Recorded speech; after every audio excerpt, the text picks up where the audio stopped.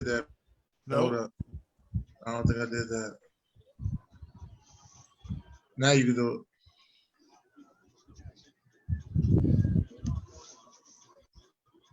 See it?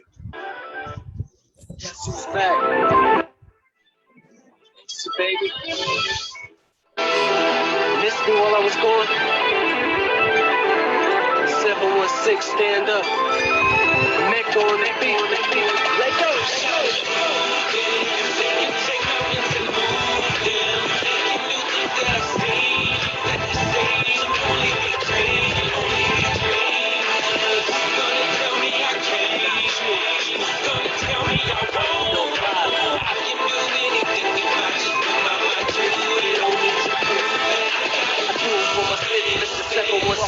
With them fly ass chicks who paint them pretty ass lips. With them trap boys out doubling up on bricks.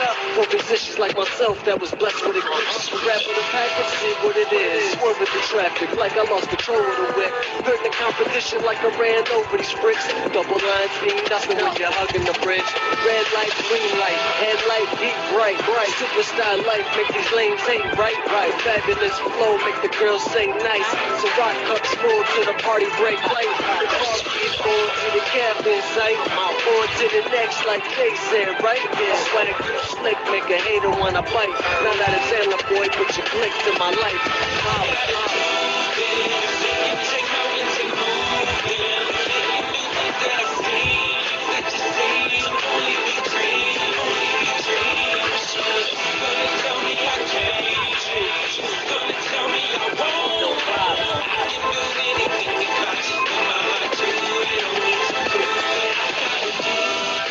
So what I gotta prove? Living my Lawrence like boy, nothing to lose. And I'm harmful on the mic, hit the beats be bruised. The cat look calm like I never made a move. Back on the beat, back the hammer in his teeth. These boys all brittle, tried up fractionalized. I never move triple cause I got 2 feet. Provided my own meals, boy, nobody fed me. The grind is impeccable, I've been chasing vegetables. Now it's like me and the money is inseparable. Catch the mission that I'm sending to you. Anything is possible if you put your mind to it. I've been through it, but I've been disputed. Now I feel like the champ, bitch, I'm undisputed. Thought I conquered the whole game, the hustle never been lame. Pretty soon you fucks gonna remember my name.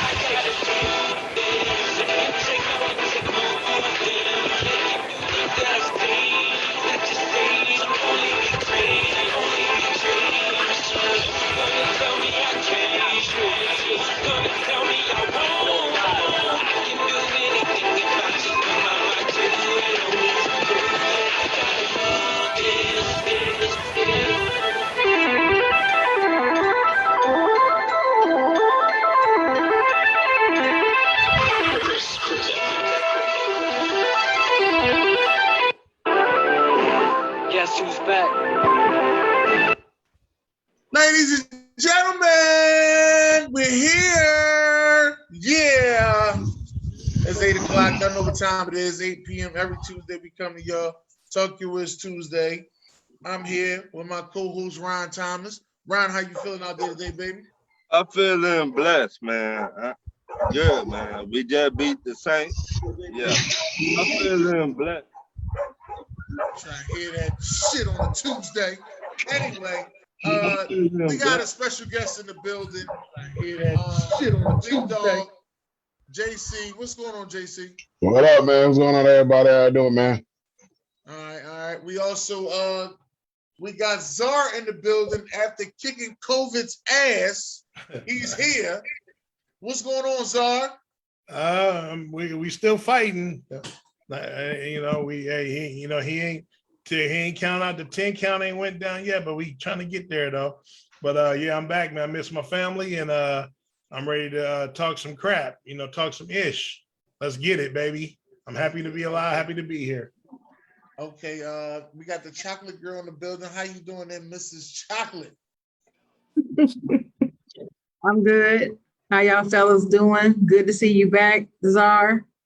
Good to see everybody. Guru, nice to see you, Guru. Welcome, Big Dog. Of course, you get it. All right. Mhm. And the man with the craziest personality out of New York City. My guy, Sports Guru. What's going on, baby? Hey man, just happy to see Czar alive, man. He gave us a big scare there, so it's just real good to see my brother. It looked like he lost about 10 pounds. That didn't hurt his ass. So I lost 50 pounds in the hospital. Wow. No lie, 3.5 weeks. And I thought so. But I've been out about 2 weeks. I probably put about 15 back on. All right. Well, being honest. I can tell you it was a little lighter. I've been trying to, keep the spirits up. Nobody's been bashing your Cowgirls too much. And your Chicago Bulls off to an auspicious start, as Walt Clyde Frazier would say. And, the big dog, I don't know him too well, but glad to see him with us. Welcome to the show and the family as well. And obviously, Ron Thomas riding high with his Atlanta Falcons doing the do. Of course, my man famous Jameis wasn't there, so it really doesn't count, but we'll give it to you. And then obviously the beautiful Miss Chocolate, Sharon, in the house. So, hey, man, and your Eagles did what they usually do. So everything seems right. Meanwhile, let's get into these trash-ass players. Ron, who you got for a trash-ass player? I got Scottie Pippen. Oh, shit. Oh, shit. Tell him why you mad, son. Tell him why you mad. Scottie Pippen, you played like you were robbing. You mad at Michael Jordan that helped you get 6 championships. You could not do it by yourself. When Michael Jordan was not there, you cannot even do it on the Blazers. So stop it, man. You wasn't that good till Michael Jordan did what he did, took you to the finals. Okay, all right. Sharon, you got one? For me? Yes, trash-ass player. Okay. I'm having trouble hearing you for some reason. I can hear everybody else. But I'm gonna add to that a little bit. Ron, he usually real brief when he talk. So I'm gonna add to that. The issue that I have with Scottie Pippen, he's on my trash ass player list. The issue that I have with him is he acts like nobody's giving him any respect, including Michael Jordan, all these years. And that's not true. That is totally bogus. And I don't understand really what he expects people to do. I mean, are we supposed to throw our panties on the stage when he comes out? I mean, what are we supposed to do to let this man feel that he's loved? I mean, Bulls fans and basketball fans give him his respect. We do. So I don't understand what the hell he's expecting to get. The third point I'm going to make is about that documentary. Michael Jordan didn't make Scottie Pippen look bad in the documentary. No, he didn't. He did not. First of all, he didn't make the documentary. He did not decide what was all going to be in the documentary. He approved it. And then people keep asking the bogus question, why did they keep including the year that he refused to go back in the game when that was not the last season and the documentary was just supposed to be about the last season? Okay, so when you do documentaries about an incident, you don't give background? Since when do you have a background, have a documentary with no background? They did a documentary on 9/11. That whole thing. They included the background on why the folks hate us in the first place. In the document, were they not supposed to do that because that wasn't 2011? It's some bullshit crap, questions being thrown about that documentary just because people are desperate to make that documentary to be about something that is not. So I don't know what's happening with Scottie. People want to say he might have some emotional or mental issues going on or whatever. I don't know. I doubt it. I doubt if that's the case. And I'm speaking as a Scottie Pippen fan. I wish he had people in his corner that he could listen to that would tell him the truth, and instead of telling him what he wants to hear, because evidently he doesn't have people giving him wise counsel, or he never would have done any of this crap that he's doing now. So that's how I feel about that. And yes, he is on my trash ass player list, but to give a different one. Wait, Sharon, before you give one, just to add on, when you said that, I didn't know that they said, oh, why did you show, me not going in the game? It's about last year. Hold on. If you watch that whole documentary, they showed every year from when that's the whole point. That's how you do a good documentary. Year. Right. That's what makes a good documentary good, because you give the background. Yeah, they show 84, 85. But people who do not like Michael Jordan, they say that he allowed that to be in the documentary because it made Scottie look bad. That's what they say. And I mean, they're adamantly arguing this. You should see it. I've seen it. They've been arguing this since the thing was released. You didn't have to include that. Why did you include that? They put Jordan punking Steve Kerr, made him look bad, and he apologized. Everybody. Well, I mean, they put everything in there. That was downplayed, they say.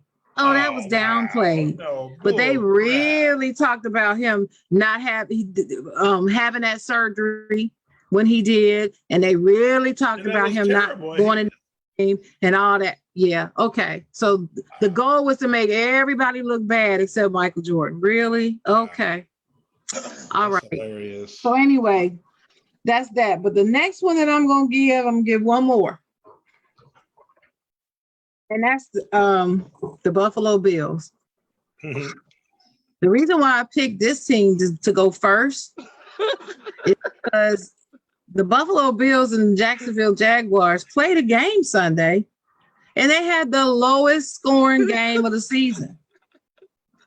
So somebody won 9-6, and it was not the Bills. So not only am I pissed at them because they messed up my pick'ems, because they were supposed to definitely win that damn game. What the hell happened? I didn't watch the game. I know there's Bills fans all up and through this comments on this show tonight. Can y'all tell the people what the hell happened to Buffalo Bills? I mean, they averaged 32.7 points per game so far this season. Yeah. Coming into that game, you scored 6 points against Jacksonville.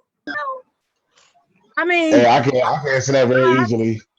I just don't understand what the hell happened. It's like, were y'all bodies? Was it an invasion of the body snatchers? Somebody took over y'all bodies, and it wasn't really y'all in the game. I mean, really, what the hell happened? I can tell you what it is. Go ahead, big dog. It's very easy. Any given Sunday. Well, it's proven that any given Sunday. But 9-6, I'm not buying that any given Sunday. Any given time, a team can lose. Hey, check this out. Nobody had the Broncos being Dallas. Oh, I'm getting to those. But I had to highlight this one, namely because, the Bills fans have been real cocky as this season.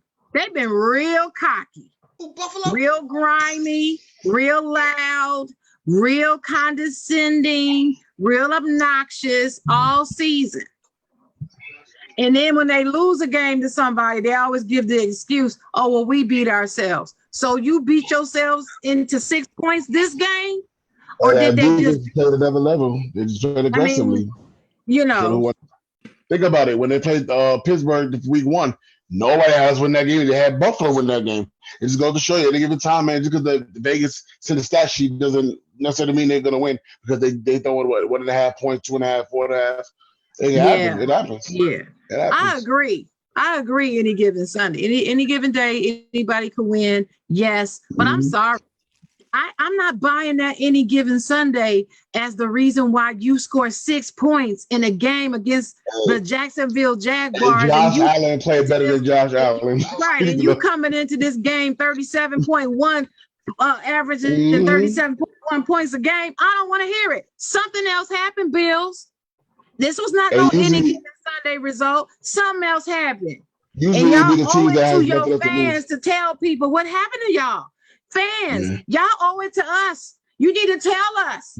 You got us believing that y'all all good. Y'all big and bad. Y'all the leaders of the North. We run the North. We the Bills. Bills, stand up. This is all the bullshit I heard all season. Where the hell were you against the sorry ass Jaguar? That's what I want to know. What the And hell usually the teams happened? have. I don't want Usually to the hear teams. this. I don't want to hear this. Y'all was smelling yourself and you were just cocky and let your It guard be down. like that. You It be like scored that. 6 points. You scored Hey, 6 man. points. And usually the Against a teams that have team nothing else to that lose. don't even have no defense. You scored 6 points. I want an answer. We Usually- need answers, Dennis. Dennis, Hey, usually the Dennis. teams. we need answers.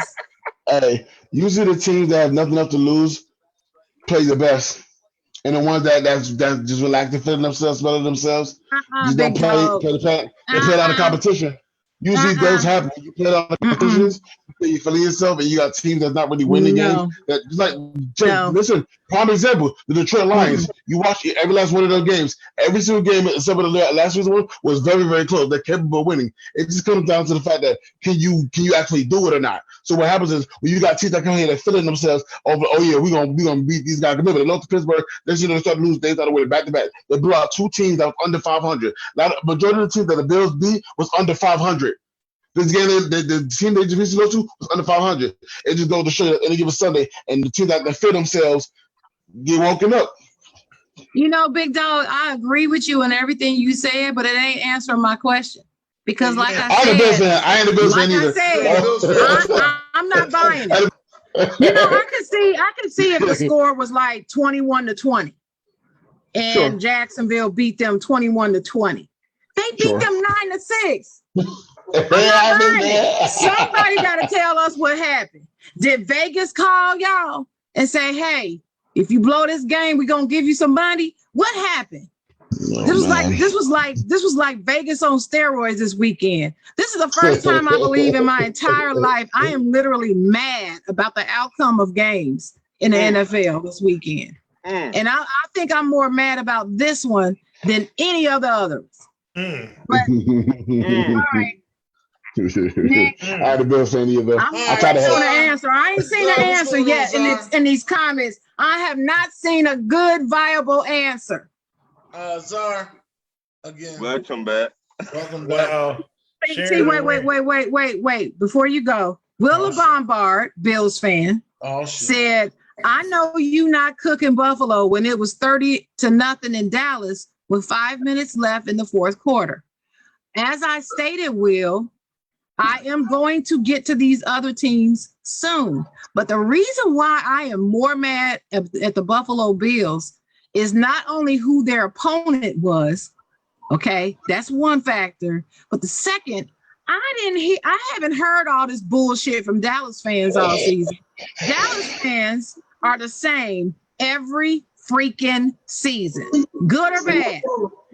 If Dallas Cowboys suck, they're going to the Super Bowl. If Dallas Cowboys are good, they're going to the Super Bowl. So that's how Dallas is.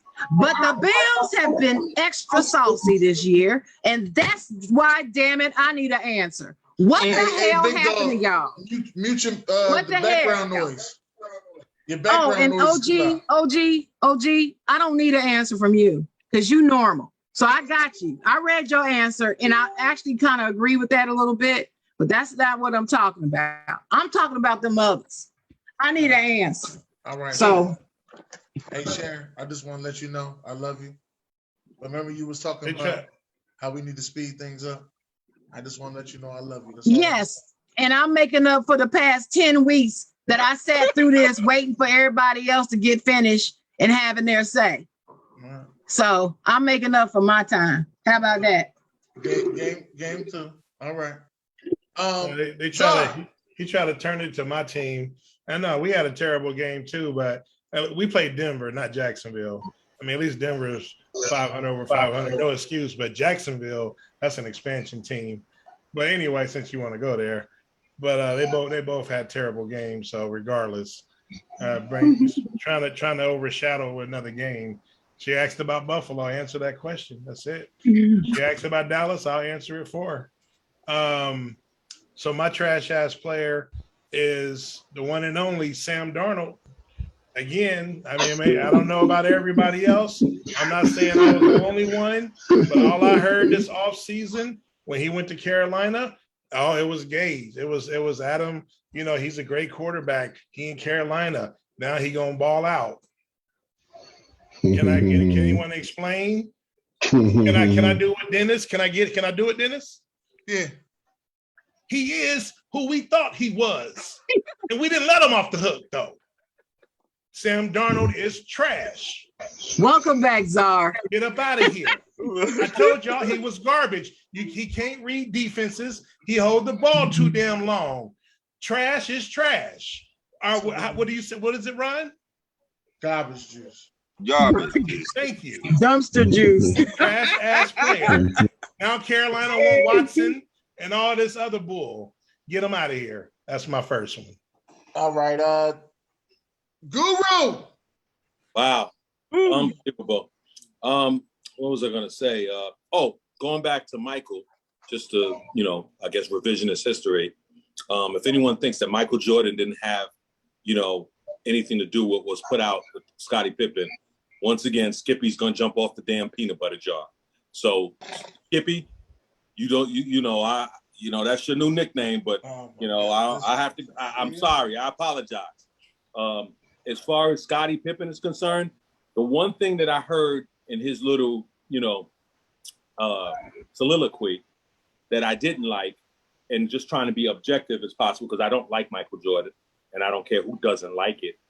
The bottom line is, you should have given the man condolences for his father dying. That was low. If someone's father or their parent or something, in the way that his father died, put all that other stuff aside. Be man enough to give the man, not necessarily his flowers, but just his respect as a teammate. As far as what Ron said, Michael Jordan never won shit without Scottie Pippen, and he won. We after all know Scottie that. Pippen. Now, I'm not talking to you. We all know that. Ron, he never won anything until Scottie got there, and he never won anything after Scottie left. So let's just be fair about that. Okay. So now let me do what I have. What's that mean? Whoever won by themselves. About somebody interrupting you. I'm not. I'm asking you a question. Whoever won by themselves. Damn sure LeBron didn't win by himself. Czar, I was not talking to you. You did not interrupt me. Sharon interrupted me. So I was talking to her. But go ahead, Czar. I didn't interrupt you. Hold up, Guru. I didn't interrupt you. I was reading the comments. I didn't interrupt you. Go ahead, Czar. No. I was asking you who's ever won by Go themselves. ahead, Czar. I didn't interrupt you. I just want to make sure that you understand. I was not interrupting you. I was not talking to you. Okay. No, I want you to answer. So you need to calm down. Who's ever won by themselves? No, say that again. I didn't understand. Who's ever won by themselves? Nobody. No, but I was just. So why are you saying like he never won without? The reason why I said it, Czar, because I don't know. Obviously you were here, you were listening, is because Ron made the comment that opposite of that, saying that Scottie never won by himself. So Scottie never won by himself. Exactly, and Michael never won by himself. So but hold on. Go ahead. But Scotty's not a Batman. He's not. I mean, it's not even in position to win by himself. When he went to Portland, they still sidekicks. Right. Yeah, when he went to Houston, he's a sidekick. I get that, Czar. That's a fair point. But he's also one of the top 75 of all time. So is Reggie Miller. Okay, but Reggie Miller was an alpha dog. Don't you say Reggie Miller? But he ain't gonna win nothing. But I can say that about Charles Barkley, who was an alpha dog, who ain't never won shit. Reggie Miller. You know Reggie Miller and Barkley got in common? Yes, I do know what they got in common. Michael Jordan, kryptonite. Well, I mean, okay, that's fine. But my point is that you could go through that whole list. Stockton played with Malone. They didn't win anything. Michael Jordan, kryptonite. My man Patrick Ewing, who I love dearly. Michael Jordan, kryptonite. He didn't win anything. Yeah, but they also had chances to win when Michael Jordan wasn't there. So that doesn't. He stole their soul. It was over by then. No, it did. They didn't steal it. So they had good runs when he wasn't there, but they just fell short. So you know, Go if you ahead, want to make get your all, point. if you want to, Go ahead, make your point. if you want to get all over his Johnson, go right ahead. But I'm just being fair about those other people. Hey, I do it like you do LeBron. It's the same thing. No, it's not. No, I only do it. I only do it when, you know, and I try to be fair with LeBron. When LeBron does something that I don't feel is right or is not up to par, I try to say it too. But you know, we can argue over that and make that the show if you want. Okay, so we can go back to that, but we can move on to other things. So you asked the question, which was rhetorical because Ron said something, and I was replying to what he said. Okay. If you should have asked anybody that question, you should have asked Ron, not me. Okay? If you were listening. Okay, but let me finish. Now let me get into what I thought. Because like I said, I said something about Michael Jordan that was positive. Okay? But that's the difference between me and some other people. I said that Scottie Pippen was wrong in what he did with his father, and that he should have acknowledged that the man's father died. I've never heard a lot of people say anything positive about the person you just mentioned. So let me just move on because it is my damn turn. Thank you. Now, who I have as a trash ass player, I have Mr. Tony Corinthus. And, you know, for those who don't know who he is, because I barely know who he is that referee from last night. Now, in fairness to a lot of things, I don't know if he was trying to get in the way or hip check Cassius Marsh, I think his name is. Okay, I don't know because I ain't that much of a mind reader. But all I know is they made a lot of ridiculous calls. I mean, they called a chop block on a play where the guy never even touched the defender. They called never touched him. Say that again. No, she agreed with you. I agree. I'm agreeing with you. Never even touched them. The offsides, that was about the only thing they did get right, and I'm not sure what the hell. Right. I'm not sure what the hell they were doing. You're not lying. You know, that was absurd. Okay, so but that whole situation with the even giving the guy the penalty for taunting, that was a bit much. Now, I guess in the spirit of it, did he taunt by going back at the sidelines? Yeah, but as even Stephen A. Smith, as everyone knows, I'm not a big fan of his. The guy was a practice player last week or 2 weeks ago, whatever it was. Man, let him. And what about, you know, those clowns on Pittsburgh who do all of their little antics every time they get a sack? So because they didn't look. Hold up. Oh, I'll let you go. Wait. Because they didn't look at the sidelines or whatever, that makes that okay? Come on, you can't scrutinize the game that much. You're really ruining the game because I was so proud of Justin Fields yesterday. You know, the point that I have to, you know, all this Zach Wilson and all this, you know, bashing of Jordan Love. These guys, you know, why are they not afforded the same, you know, ability to fail or succeed just like these other quarterbacks? You expect these rookie quarterbacks to come out there and be Superman and Hercules the first time that they get on the field? That's absurd. And we continually see this by these announcers. I posted, if you want to go to my timeline, so many good articles this week about the Troy Aikmans, you know, Bart Scotts, you know, basically, you know, dogging these people. But but Tony, something is wrong with you. And I do believe, as LeBron said, that something should be done. I'm not saying he has to be necessarily fired because I think that's, you know, when you say somebody should be fired, you should have unequivocal evidence to do that. Yeah. But maybe he should take off a week. Now, whether he gets pay or not, that ain't my business.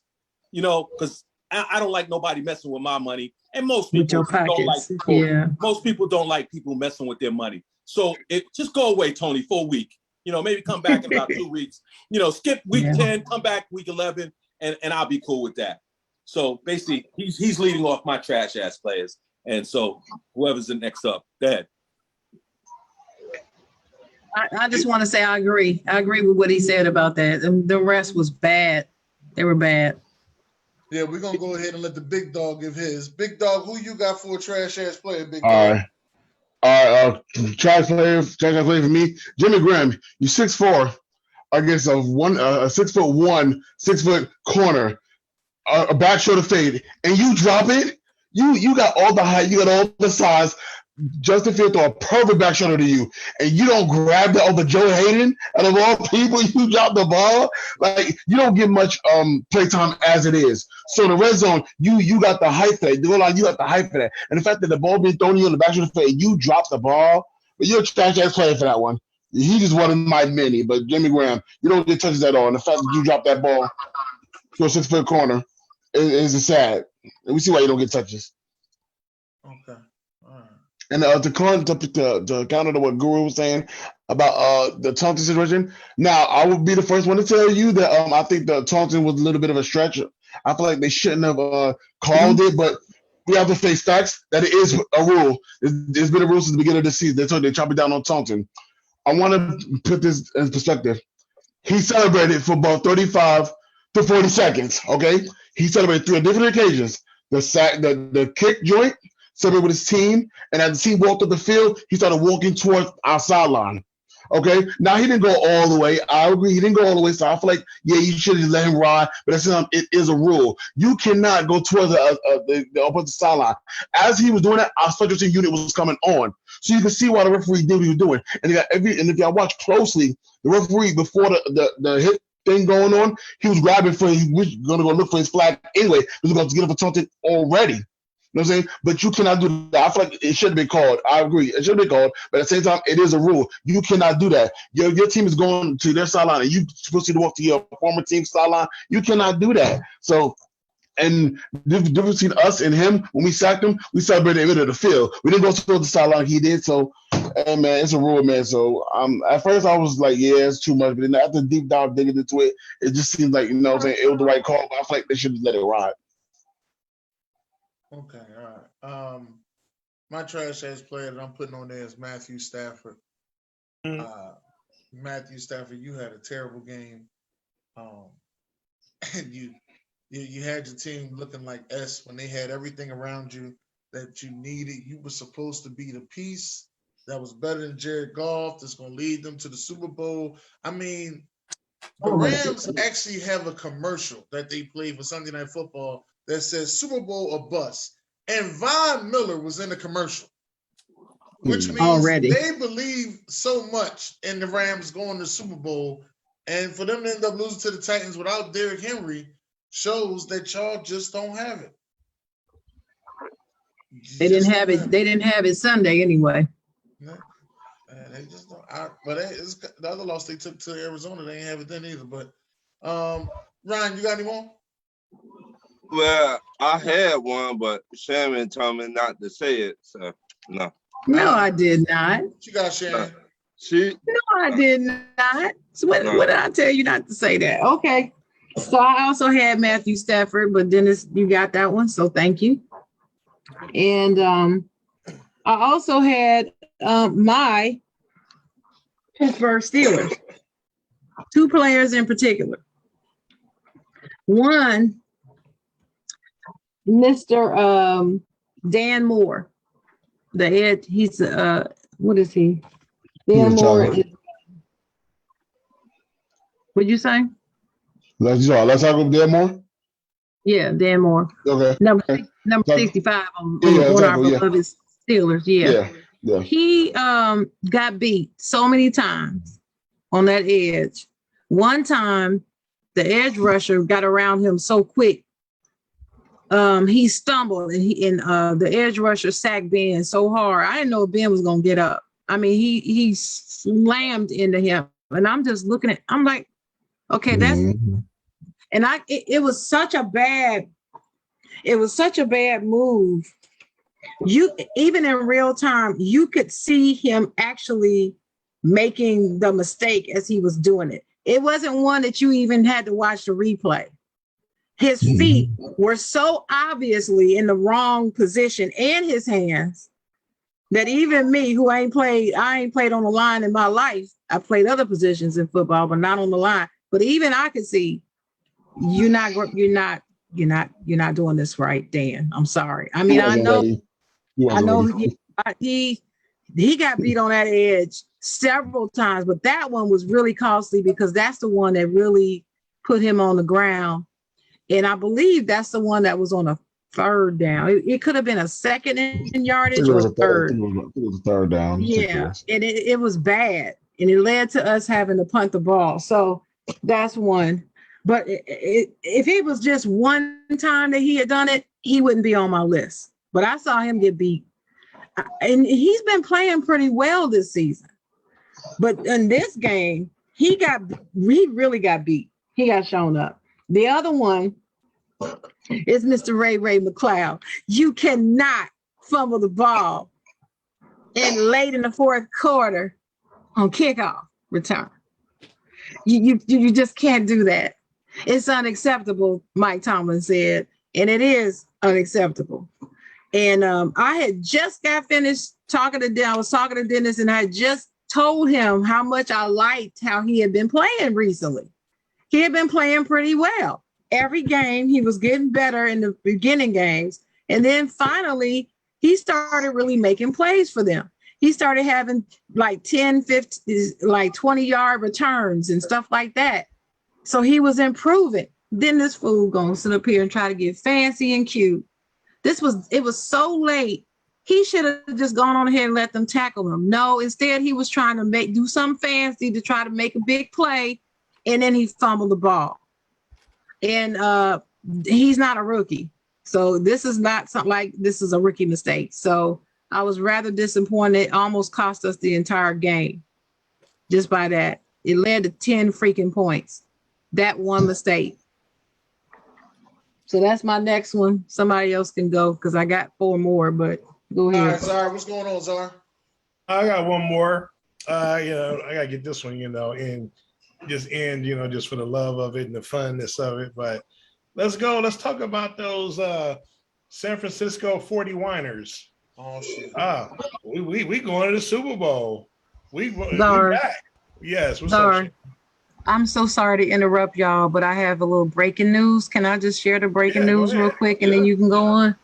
So this notification just came up that the NFL has fined the Packers $300,000 and quarterback Aaron Rodgers and wide receiver Alan Lazard $14,650 each for violations of the league and NFL Players Association COVID-19 protocols, according to Mike Garofalo.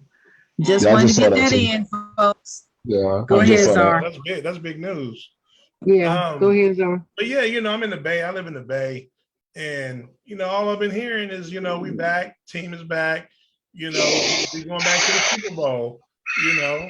Jimmy Garoppolo, we're going to do our thing. The defense is back. Debo Samuel's back, And I told these dudes, I don't know if Dennis, you got to go watch an old show. We did our predictions. I had Arizona. Me and Dennis had Arizona winning that division. Not only did I have Arizona winning the division, I had the 49ers coming in last. Not second. I had the Rams second, Seattle third. And Seattle's only right there with them because Russell Wilson got hurt. But I told these dudes, Jimmy Garoppolo, I know they went with him once, but that was straight up, I wouldn't say an all-time defense, but a damn good defense and a damn good running game. The dude passed 8 times in the championship. Was it the championship game or the divisional game against Green Bay? That dude did not lead them to no Super Bowl. That was defense and running. The dude lost the Super Bowl because he overthrew a wide open receiver in the fourth quarter to win the damn game. These dudes are at the bottom where they're going to stay at the bottom, kill all this 49er bull crap. That we talking about, we trash. We 6-2 in first. Deal with it. Y'all garbage. Y'all going to be garbage. I had to get that off my chest. I'm in the Bay. The 49ers is trash. Get them up out of here. Guru. Yes. First of all, let me just, we got the big dog on here, and let me set him straight a little bit. No, I'm just messing with him. I'm not mad at you, big dog. I'm not mad at you. I'm just gonna say this. You're right. Letter of the law. You're 100% right. He shouldn't have.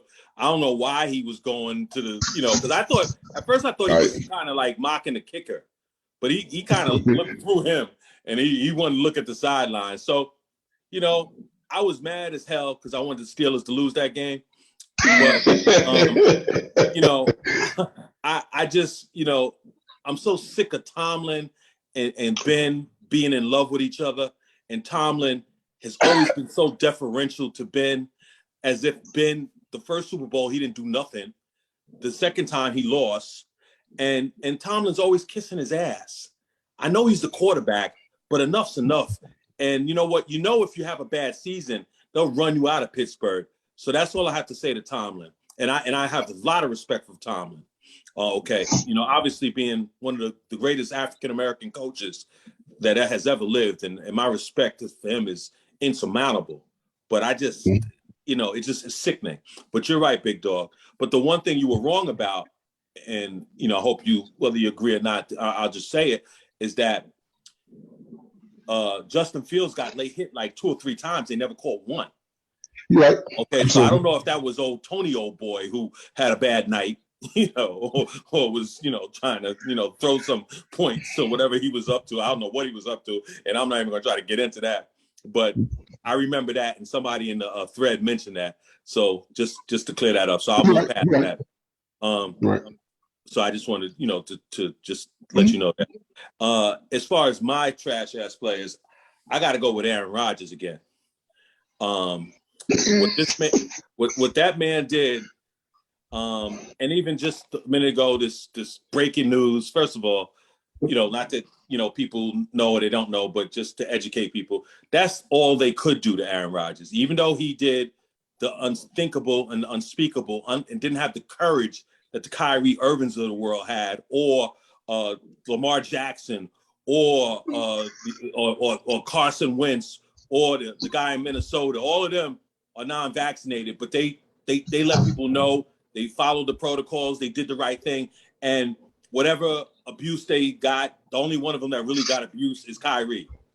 And he got abuse from his own people, especially the Stephen A. Smiths. And we're talking about the venom, you know, and that's my biggest problem, because the only thing that I really have for Aaron, which I'm so glad he lost his endorsement, and I hope he loses more, because that's really what's going to hit him in the pocket, is the fact that you lied. They asked you a question and you said yes. Okay, you said yes to that question, and used the word immunized. Okay, so that's what I have a problem with, and the fact that you were walking around without a mask in front of your teammates, they the ones who should have a problem with you, because you exposed them, you exposed their loved ones, and if they don't have the guts to say something to you, they're cowards. Because I know if you did that to me, I don't care where you are. If I was still working for the Metro, or if I was working for the soda pop or mom and papa store, if you do that to me, I'm going to step to you. I don't care who you are. Okay? So, but that's the biggest problem I have with Aaron Rodgers. And I'm glad, like I said, that the endorsements cut him loose. And I hope they continue to cut him loose. And the biggest issue I have is that, you know, and I've never supported Kyrie Irving. I don't like him. He's a LeBron hater. Hey, so Guru. Obviously, I'm going to hate him. Hey, you said State Farms? Did they cut him? I thought no, they it was not State Farms. Okay, no, I would just say, okay. Yeah. Okay. Everyone else did. Right. Well, I don't know if everyone, but I know I read that someone, I forgot what the name of it, but they wouldn't even, and as far as State Farm, I think they kind of put those commercials on hold that day. So I don't know what their ultimate decision is. We had that situation with the Nichols lady. Remember, everybody was saying, oh, yeah, they didn't fire her. Eventually, she got fired. So sometimes these things take a little time. So you just have to let them marinate a little bit and then see what the public sentiment is. And then big business acts accordingly. So just hold your horses out there. But as like I was saying, I just have a problem with the way he reacted in terms of, what he did and the fact that they couldn't, fine him, but that little bit of money. But that's up to his teammates, man. That's up to them. So, let them handle it. Only problem I have is with the Stephen A. Smiths of the world who want to act like Kyrie Irving, who I don't like, is a piranha, and they want to come with him with all his vitriol. But yet, oh yeah, we say Aaron Rodgers is wrong, but it's not that nastiness. It's not that dirty, grimy stuff. That's what I got a problem with. Because, like I said, never like Kyrie. I hope the Nets lose every damn game. I was even happy your team beat them yesterday, Czar. I mean, I was, when man, we put hands on them. Comes to the worst of two evils. I got to root for Jordan. I mean, and that's really messed up. Right. But like I said, in fairness to Scotty, he should have said something. Flowers, whatever. You're certainly capable of doing that. You don't do that, man. You just don't do that. That's classless. Because that's above all of that. But as far as when other things are concerned, I'm going to state my truth when it comes to it. I do believe he was involved, and I know he was involved. And I'll bet $1 million or the $250,000 that I might have in the bank. I'll bet that on that. Every dime, okay, that he was involved. But that's just my opinion. We'll leave that alone. We don't have to go crazy on that, okay? But Aaron Rodgers, man, you're the trash ass player of all time, and you got a lot of. He actually went on what's his name's show again today, and he was doubling back again.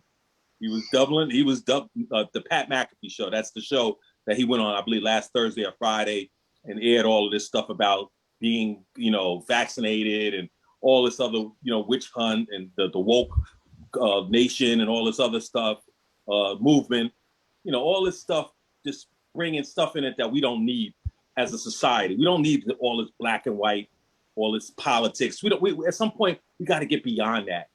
We got to get beyond this COVID situation, and we got to get beyond divisive stuff. And Aaron just brought that back in to cover himself, and that's wrong. So Aaron Rodgers, trash ass player, and you can put him down for the whole month of November for me. Okay. And real quick, before you go to the next one, all right. Brett wanted me to get his comment in about when I brought up the Niners, because he's a big Niner fan. He was just he wanted to make sure everyone knew that he wasn't one of those talking Super Bowl. He said they was going to be trash. They had 3 wins, 1 against Detroit, and he just wanted to be known that he's real about it, facts are facts, and that they garbage. That's his team, but he didn't want to be one of those and them mixed with them other Niner fans that are delusional. So I had to throw that in there. That's what's up, Brett. Wait on it. Big Dog, you got any more? Yeah, I do. I had Raven McLeod, but she took it. So instead, I'm moving to Damian Arsenet, the corner from the Oakland Raiders, the Las Vegas Raiders.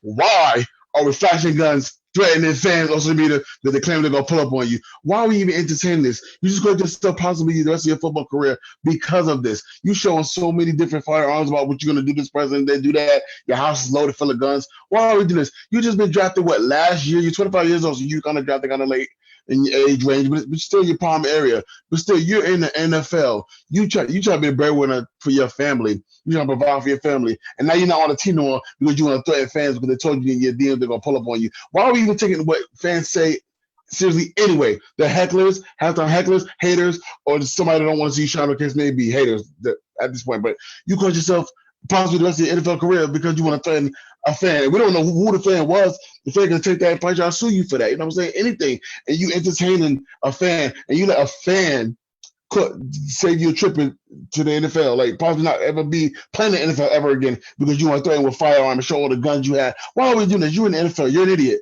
And you're a trash player, most definitely for that. Because now you're not on the football team no more because you let a fan piss you off. Like, come on, man. You supposed to be smarter than that, man. And you black too. So you just making it more worse for us. You want to Man, that's why we can't get nowhere as a people, man. Right, exactly. You're an idiot.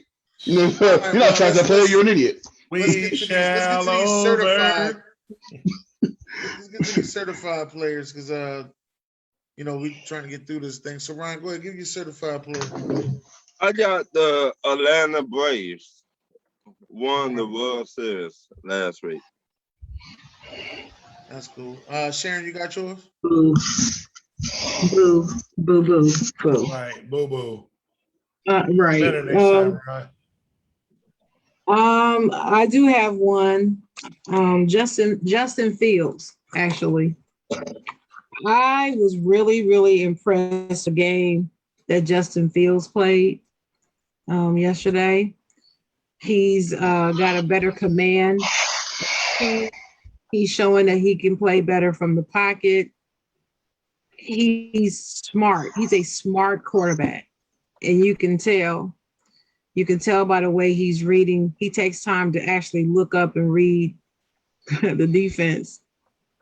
And he actually, I don't know if y'all saw that, but he did like a mini audible. And I don't think I ever seen him do that before since he's been playing. And changed something up. And that's when he actually was able to move the ball down the field. So I thought he did a great job. I did have one more trash. My last trash was Jokic and Morris in the fight that happened yesterday in the NBA. I feel like they both trashed for what they did. They didn't have to act like that. And that's it for the trash. But that's one of my certified. You can go to somebody else. I got 4 more certified. Okay, let's go, Czar. You're gonna like this one. You might have one. I don't know if we're stealing it from you, but we're gonna talk about the Tennessee Titans. You got to show them some love. Everybody was saying once the king, roll tide, like we didn't say. Once the king, you got the crown. You got the crown. Let me see the crown. Okay. Once the crown, the Burger King crown went down. What did you say? Did you say what? Burger King crown, what? Hey, once he went down. Hey, once King Henry went down. Wait a minute. Hey, I think I was on this show last week when they was like, "Ha!" I was like, I said Tannehill. Oh, I think I was on this show last week. Right. I was with you. Oh, hush. Let the man finish why he is certified. I told you, I said Dennis was going to like this one. Nah, but it's simple. My joy. Everyone, I was going to hype this shit up. Who's the certified, Czar? Who's the certified? No, just the team. Everyone said, right. I'm getting texts, this and that, that they're going to falter. And my boy now picking the Colts. When the Colts, even before Henry got hurt, they 4 games behind them because Tennessee swept them. So I'm like, even without, the Colts, 4 games, stop it. But, pretty much everyone in the media, they kind of said they were going to fall. And I get it. It's Derrick Henry, probably the best running back in the league or arguably the best running back in the league. I get it. But I don't know. It's just something about that team. Their coach, Vrabel, he's a Belichick product, obviously. The defense, they had a shaky start to the season. But, dude, the last 4 weeks, man, them dudes been looking like, if not the best defense the last 4 weeks. And Tannehill, AJ Brown, I didn't see him falling off. I mean, I don't have them going to the Super Bowl like Dennis, but I got them, I'm like, they're going to still win, the 10, 11 games, win their division, make the playoffs. Like, just the formula, the way they play, I didn't see the fall off. And so them playing the Rams first game without Henry in LA, who everyone has as a top 2 or 3 team with 1 loss, 7-1, and they went in there and punched them in the mouth. It wasn't even a football game. They went to LA, punched them in the mouth. Stafford looked like Stafford from Detroit, throwing pick sixes, and they looked soft. So, I want to prop them up. Without Henry, now y'all see. Like I said, they ain't going to win every game, but they're going to still do what they do. They're going to still get to the playoffs. They're going to still be a problem. And Derrick Henry might even be back by the time the playoffs start, is what they're saying. So Don't give up on this team yet. And them dudes know how to play, and they're very well coached. Hey, can I respond to that? Absolutely.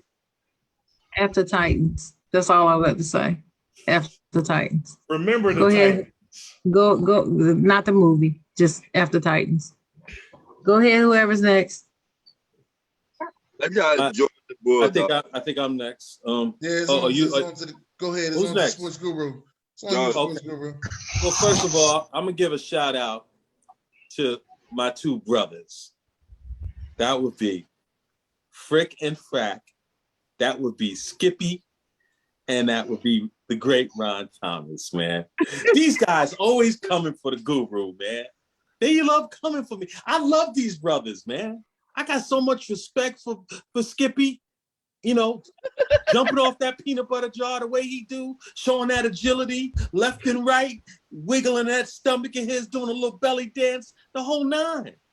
I got love for Skippy, and I got love for Ron. And Skippy, I thought you was crazy last week. You know, talk about Tennessee. But you was right, man. You can't get shit right when it comes to your goddamn Eagles. But, man, you can call other people's teams right or wrong. Oh, yeah, man. People was arguing with you, including me. They was arguing you down on this show. Go to the videotape, you know? But I don't know what you knew, but you know, hey, I guess that former offensive line work you got, all that peanut butter you ate, I don't know what the hell it is. But you, goddamn it, you call that shit. Now, as Czar said, I don't know if they win in no Super Bowl. That's a lot to ask, you know, without Henry. But damn, look at Ron's Atlanta, you know, Braves. Their best player, I think he tore his ACL, and look what they did. So you never know. These teams get on a roll. Anything's possible. So let me move on. Ron Thomas, Ronald. Yes, you, Ronald. You trying to take my money? Is that what you're trying to do? You trying to make me go broke? You trying to win that bet, huh? You said at the beginning of the season that your Atlanta, you know, Falcons is gonna make the playoffs, and I thought you. By the way, speaking of that bet, we in the wild card right now in the 70s. Would you let me speak? Would you let me give you your flowers, young man? That's right. Right now, after next week, y'all won't be. You a winner, chicken dinner. You know what I'm saying? And you know, hey, look. Even though we bet, you know, straight up, I'm gonna double your bet because that's not even fair. If y'all make the playoffs, you deserve double. So I'm gonna double your money. Whatever it was, you get double if y'all make it. Because that's how much respect I have for you, rooting for your team, believing in your team. Because quite frankly, I thought you was on some sort of drug. Okay? But the only person on the drug right now is my dumb ass. That's insulin. So, you know, that's that being said. But hey man, and let me say this. I was rooting for y'all too, because, you know, I want to see Jameis Winston get that money. And, you know, it's so unfortunate what happened to him.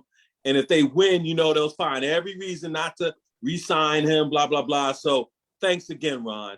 But now I'll go back to rooting against y'all. But so I wanted to give you two your flowers. Oh, so you room for hold on. So you're rooting for Dallas next week when we smash them. Oh, absolutely. But I root for your team a lot. I'm not like you. I don't have the hatred you have, Czar. What? You know, just because no, I don't have. See, I'm not like you. So you're a hater. I've rooted for Dak and Ezekiel many a times. I love what you guys are doing, and I don't know. You probably haven't watched the show, but I've been watching. I've been, you know, carrying your mantle. You know, I've been seeing you talking about Dak and talking about the MVP. So I got you. So I have no hatred. Now, you know, that might be Stephen A. Smith. Right. Or Stinky, whatever you want to call them. That ain't me. They got some fine ladies in Dallas too, from what I hear. I don't know. This is what I hear. So let's just leave that alone, because New York City, well, all the ladies are pretty. So we want to get, you know, we don't want to get them upset. But the one guy I did want to give, and I'll just be in and out, but I had to give you two brothers your praise, man, because you're always coming for the guru. You know, and sometimes it hurts me that people just keep coming for me. And I'm such a nice guy. But anyway, we'll just digress. Hey, Guru. Yes. Our two bets. We got two bets, right? I'm looking good, huh? Right. We got the division. And what's the second bet? And then bet? Justin Herbert. Justin Herbert. What do you think? He only had one bad game. He's been killing it besides that. He got off yesterday. No. But I'm saying, you said is he supposed to do as good as he did last year? No, you said better. Don't try to. Well, but yeah, okay, that's fine. Okay, all right. So you think he's doing better than he was last year at this point? Absolutely. Okay. I didn't look at his stats for stat. I know he had. We still got time though. Yeah, I know he was great last year. I you know, especially for a rookie, and especially for a guy that wasn't even supposed to be that good. Right. You know, let's be fair. So, he was a top 10. No, nobody. Pick, but I hear you. Nobody supposed to be that good right away. Good. No. Right, exactly.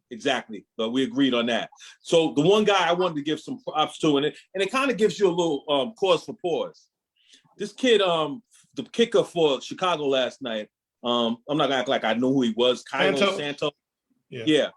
But they said last night on the telecast that he's the first Brazilian player in National Football League history. Let me say that one more time. The first Brazilian-born player in the history of the National Football League. It kind of strikes you as odd that, you know, and you know what it makes you understand is that when people talk about football, and we know America is crazy about football, a lot of it has to do with gambling. But as far as being a worldwide sport, football is not there. Because, I mean, like, there's plenty of Brazilian basketball players. There's plenty of Brazilian baseball players. Soccer.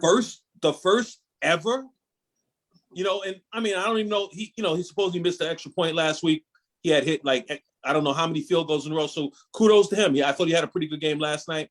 But, wow, it just struck me as being odd. And it just makes you put everything in its proper perspective in terms of worldwide sports and things of that nature. So I wanted to give him credit, because whenever you're the first of something, hey, man, you have to, you know, take notice. And there's a lot of beautiful Brazilian people out there. And so I'm sure that, you know, one thing about other people, you know, and I'm talking about African-Americans, you know, versus Italians, versus, you know, blacks are the only ones that never celebrate each other. Everybody else, Spanish people, you know, Brazilian, all of Brazil was jumping up and down last night. You know, that's how they do. That's how they do. Next up. But congratulations, Skippy. And Ronald, congratulations. Hey, big dog. All right. Before I get my top player, I'm gonna get a guru real quick. Speaking of first ever, Chris Bonwell is the first kicker to kick 2 50-plus field goals, a game-winning and recover football in the one game. So I'm gonna get you for kickers. But outside of that, my top player is James Conner. Nobody really talking about him, but I think people need to start paying attention to James Conner. James Conner has been a touchdown the entire season. I think he has 11 total rushing TDs, total TDs altogether. You know what I'm saying? This guy's been amazing since he left Pittsburgh, man. Everybody bashed him last year and said Pittsburgh needed a running back. Yeah, but it just goes to show when you have offensive linemen when you don't have one, and he's been explosive all down the field for the Arizona Cardinals. I'm so proud of him. I'm so happy for him. I wanted better for him because I knew his offensive line that we had wasn't doing enough for him. You know what I'm saying? He's a cancer survivor, right? And also a survivor as well. So I'm so proud of this guy, man. And he's been a downer guy. He's playing like a Pro Bowl, all pro level guy type guy. I see him making the Pro Bowl this year. Maybe not all pro so much, but I believe he's a Pro Bowler guy. And I think he's very explosive. I got one more too after that. But James Conner is definitely somebody that really you talk about in the news, but he should definitely be. And now Chase Edmonds out 4 weeks, so it's all him. Absolutely. So James Conner gonna eat. Man, He be killing me on fantasy points. That might not be a good thing, but we'll see. I got one more whenever it's my turn again. I'm gonna go ahead and say mine. I'm gonna give it to Josh Allen, not the quarterback. The defensive player. Let's get that out the way. The defensive player. Not the quarterback of the Buffalo Bills. not the hold on, wait. Not the Vegas leading MVP candidate? You're not talking about him, not are you? that guy. Okay. No, we talking about Jacksonville Jaguars zone. Number 7 Edge rusher in the 2019 draft, edge rusher, captain of the team, Josh Allen. That's who I'm talking about. He's on my list too. Go ahead. The hell of a player, boy. He got a sack. He sacked Josh Allen. He intercepted Josh Allen. Boy, you know And something? recovered a fumble. He recovered his fumble too. He recovered his fumble too. I'm sitting here thinking about it today. Josh Allen whipped Josh Allen ass. I'm just wanting to say Yeah, that. absolutely. He played better than Josh Allen. That was like a boxing better match. than him. Josh Allen whipped Josh Allen's ass. That's all I'm gonna have to say. Hey, it was like the meme, you know, the Spider-Man meme, and the two Spider-Mans are pointing at each other. Right. That's what that was like. That was it. Yeah, that's mine. I'm Ron, go ahead. I'm gonna let you go ahead with yours. It got something to do with Georgia. Atlanta. Oh yeah. Yeah. He's a you. Georgia Bulldog. They're my team. I can't wait till y'all play Alabama. Know. And y'all finna get this smoke too, didn't it?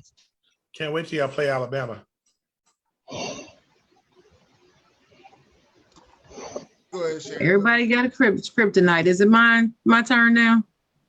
Okay. Alabama's gonna be theirs. So I had Josh Allen of the Jags on my list too. I also had Lamar Jackson on my list. Lamar. Yeah.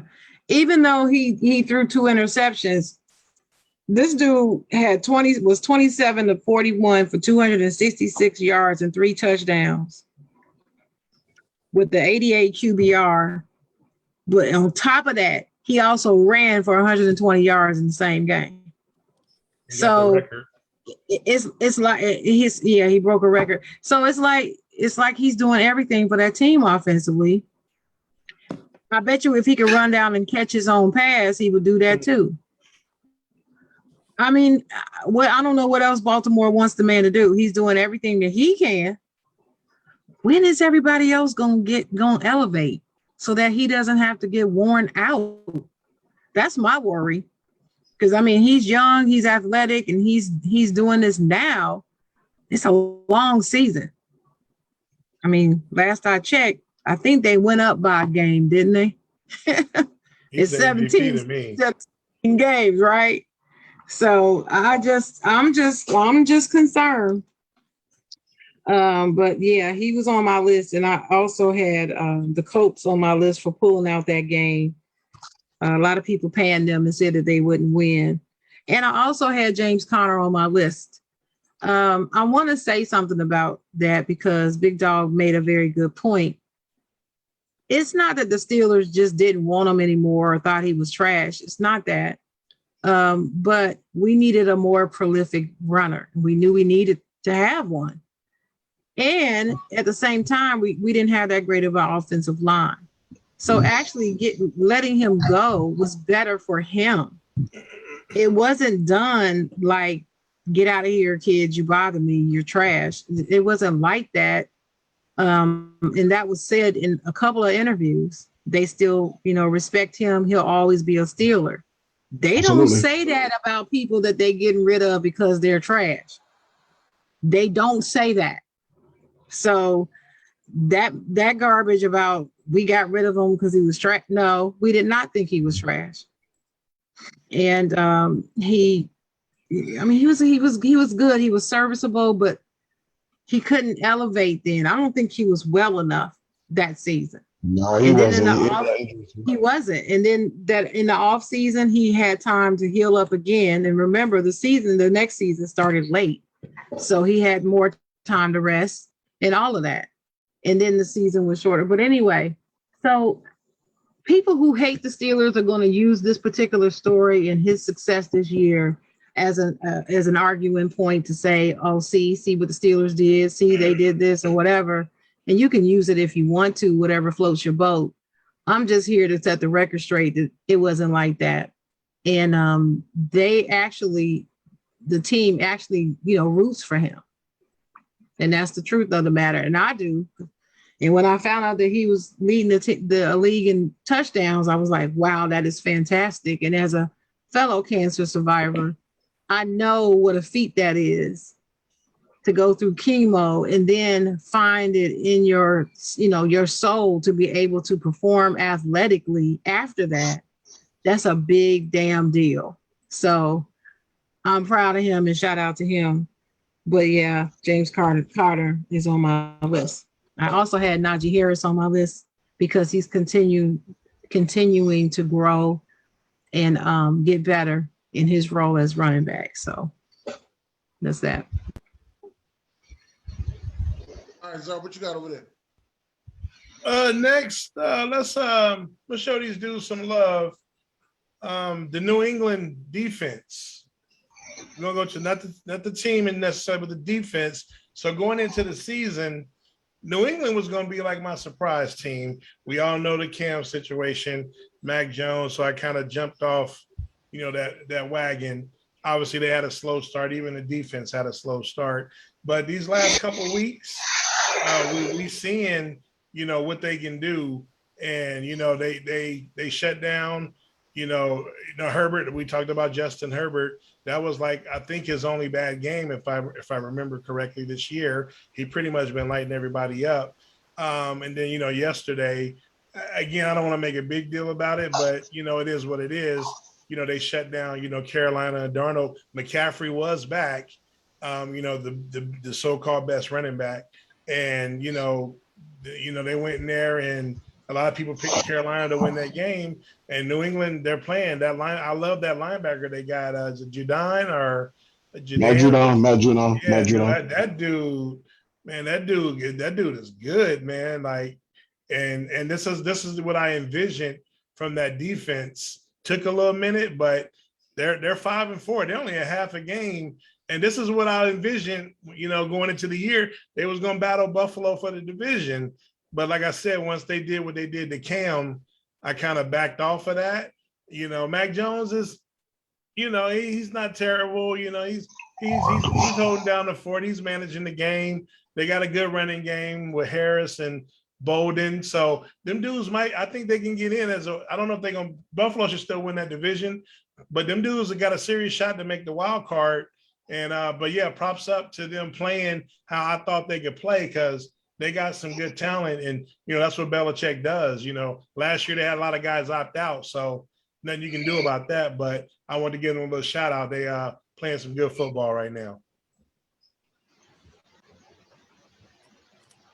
All right, there, Guru.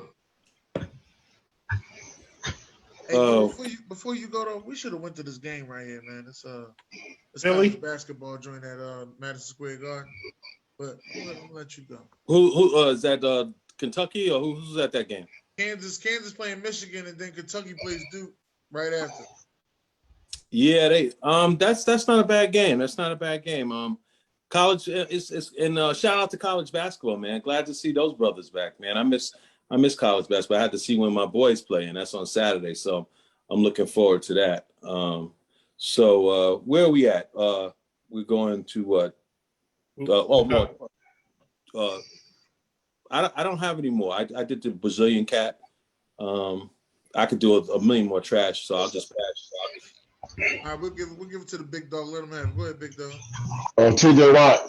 I think he's upcoming, showing he's probably one of the most dominant defenders in the league behind Myles Garrett. They battle back and forth, but the way he played yesterday was very impressive to me, man. He started off kind of slow in the season. He had a little injuries, but he got something together. He had 3 sacks last night, also with 3 tackles for loss. I back down 7 tackles, so he's behind Myles Garrett for at a half a sack for the sack leader. So definitely somebody that's been dominant. And also, I wanted to ask Kaiser. You said after what they did to Cam Newton, what did they do to him besides what they're supposed to have done? Oh, it's Czar. Oh, sorry. No, I'm just saying, like, they went out, they spent money, they went and got the tight ends. Like, I thought they was building a team kind of in his second year in the system. Again, last year was rough. Everyone opted out. It was his first year, kind of a different type of system than he's used to. Looked like he was kind of building that team. And it's his second year. We're talking Cam Newton, former MVP, and then that vaccination shit. Then they cut him. Oh, but it wasn't about the vax. I just thought they did him wrong. I just thought the whole situation was mishandled. Even if they wanted to start Mac Jones, I would have kept him as a backup. They just completely, he went from everyone thinking he was going to run this new team with all these players, and then he goes from not even having a job, and he still don't got a job. Like, I don't want to go Google know where I want to go. I'm not going to bring it up. I'm not going to go there right now, but we know what plays into it, unfortunately. And I just thought he got the raw end of the deal. I get some of your points, but I think my opinion on why he released is a little bit different than yours. I felt as if the only reason why Bill Belichick signed Cam Newton in the first place because he was the best available option at the quarterback position at the time. I agree with that. You know what I'm saying? So he was never the future going there. Never. The moment they grabbed Mac Jones, I knew he was going to be starting from the jump street. I gave the week 4, but they have it way before that, earlier than that. You know what I'm saying? Bill Belichick does not do mobile quarterbacks at all. All his guys have been pocket passers.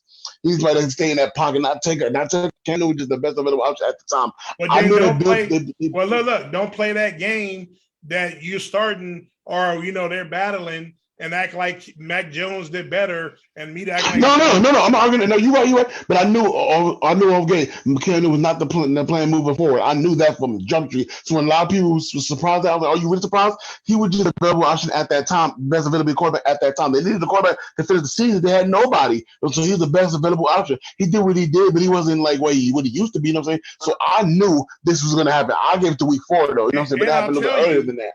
And I'll tell you, he would have done better, and they may even have a little bit better record. Maybe the quarterback. Maybe because Mac Jones ain't done nothing. He ain't won no game. He's developing right now. I still don't think he's going to be a franchise quarterback, in my opinion. I think he might be a good game manager if they got a great defense. Because he's not showing me nothing major. Like Justin Fields, like last night. Justin Fields is now showing me more. He's got a better skill set. He can run. Like I don't see it with him. But like you said, let's see how he develops. But I still think it's too early to talk franchise quarterback with Cam Newton. It's too early to talk franchise quarterback for him. He's a rookie guy. It's too early to talk about that. But you're right. Okay, that was all I had. All right. For my certified player, I'm gonna give a shout out to the Cleveland Browns. Give a shout out to the Cleveland Browns, going out there and beating the battle of Ohio. I also want to give a shout out to Jeffrey Simmons, a guy I've been looking at since he was drafted out of Sip State. Hell of a player. That boy showed up the other night, and he's been taking over slowly, man. I know they both from the same school, but he got that Fletcher Cox in him, and he's been taking over slowly, and I like that guy a lot. So those are the players I want to say they're certified. Now we're getting into something that Sharon introduced us to. This is called the all-time. You pick your own all-time offense in NFL history. So you get to pick your own quarterback, running back, 2 wide receivers, and a tight end. That's what you pick. And we're just trying to see how everybody stacks up. So, Ryan, you ready? Mm-mm. Oh, you ain't ready? He said, he said, catch me slipping. I'll go first. I'm ready. I'm always ready, so I'm ready. Go ahead, I'll go first. If you want to go, you're a guest on the show. You go first. I'll go first. Yeah, all right. Yeah, let's I'm gonna start. You said the quarterback, running back, 2 tight end, 2 wide receivers, and 1 tight end. Yeah. Okay, quarterback Tom Brady. I can't. This man is a winner. Regardless of how y'all feel about, I feel like there's a winner. When you spend 21 years in the postseason, 10 of it in the Super Bowl, 7 of them you won, and 5 out of 7 you Super Bowl MVP. I'm sorry, Tom Brady. It matter or not how I feel about the cheating thing. Yeah, we know it's documented, but the guy's a winner, man. Even at his age, he's still dominant. Right now, he's leading the league in touchdown passes right now. At his age, the man's dominant. And I'm not talking about this Tom Brady. It could be any year before now or then. Yeah, but running back. Tom Brady is my first one. Did you say that? No. Okay. Tom Brady, absolutely. He is the definition, the epitome of team player. This is a guy that never signed a major deal and won because he signed with 1 or 2 year deals and was winning. Tom Brady, he's a winner. Regardless of how you feel about it, the facts are facts. And I'm not even talking about his stats. I'm just talking accolades and leadership.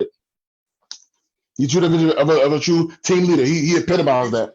Big dog, we need your running back. You keep talking about. I know. I'm just saying. I know. All right. I'm sorry. Running back. Adrian Peterson. I think he's MVP year. I think MVP year. It's a good season. Who's your wide receiver? Wide receivers. You gotta get 2 of them. I got you. I'll do Megatron in his prime. But it was unstoppable. Especially in his prime, but it was unstoppable. I would say Jerry Rice, but I wasn't allowed to see Jerry Rice, so I can't say him because I wasn't allowed to witness his greatness. You know what I'm saying? But for me, my last one will be Antonio Brown. I think he was unstoppable in his prime too. Man could be stopped. For short receiver, was dominant. He was beating people single coverage, double coverage, triple coverage. Sounds great. And I watched him. And my tight end. My tight end will be probably Robert Gronkowski in the postseason. Not regular season, postseason. I think he's the most dominant tight end in the postseason. So it'll be Gronkowski. That's a good. I didn't think nobody's gonna pick Gronk. That's a good who did you say with your other wide receiver? Antonio Brown and Megatron. Oh, Megatron. Who'd you say your running back is? Running back, Adrian Peterson. Adrian Peterson, right? Okay. His country. All right, Zara, you ready? Yeah. So mine, we kind of discussed previously. I kind of built my team on like an explosive offense. Since he's like all-time offense. Mine. It's not necessarily the best player at each position, because that could be kind of easy to do first off. But I like these explosive dudes, quick, skill set. They're up there on the list, but they're not necessarily the best. But you'll kind of see what I mean when I say it. So my quarterback is Randall Cunningham. He's the first. He's the first of his kind. He's the first of his kind that I've seen of now the guys that we love today, like Lamar, Watson, Lamar, Kyler Murray, the running quarterbacks, McNair earlier, prior to these guys, RIP. But Randall, when he came in, he's first of his kind. My running back, Marshall Faulk. You talk explosive. It's gonna be a picture of Marshall Faulk running and receiving 1,000. Nothing that man couldn't do on the field.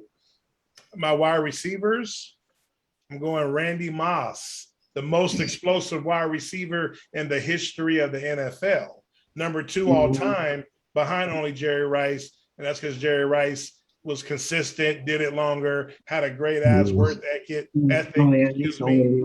But Randy Moss is way more explosive. And then right behind him is Terrell Owens. Moss and T.O. opposite sides, best of luck trying to stop these dudes. And then my tight end, again, it's the most explosive tight end to me, who's really a wide receiver playing tight end, and that's Shannon Sharp. The dude was unguardable. And yeah, so for me, like the offense, how I put that together, good luck guarding those dudes, in my opinion. If we go by what you said earlier, can they play together? Your team ain't playing together. I don't give a damn what you say. Okay. Your team ain't playing together. Personality with your both teams that I just heard, yours and the big dogs ain't playing together. I wish we could see. I mean, dream teams. It's all time teams. It's dream teams. Right, Ryan. I got Peyton Manning. All right. I got Waddy White. All right. I got Woody. Did you just say who? Waddy White. Okay. Yeah. Hey. Go ahead. I got Julio Jones. Okay, I like Julio. And Warwick Dunn. Okay. Warwick Dunn. R.G. Crumpler. All right. Atlanta Falcons. Oh, I see that one. Should have said Matty Ice first. I would have been okay with all of this. No, you said Peyton Manning was cool. I know. Sharon, you ready? I'm ready. My quarterback would be Joe Montana. I really don't care what y'all say. My running back would be Jim Brown.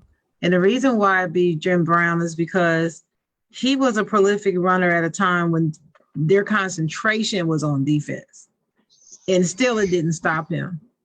And for me, he is still the greatest to ever do it. My first wide receiver would be Jerry Rice, but my second one would be Chris Carter, because you're talking about somebody with some of the best hands ever as far as a wide receiver is concerned. And then the tight end would be Tony Gonzalez, because he was the best tight end that ever did it. Plus, looking at the makeup of these 5 guys, I feel like Tony would fit. I feel like Joe Montana and Tony Gonzalez would connect well. And Tony was a damn good blocker. He blocked well. So not only did he catch well, he ran well, he was fast, but he could also block. Tony did not block well. That is not something. He blocked well enough. Yes, he did.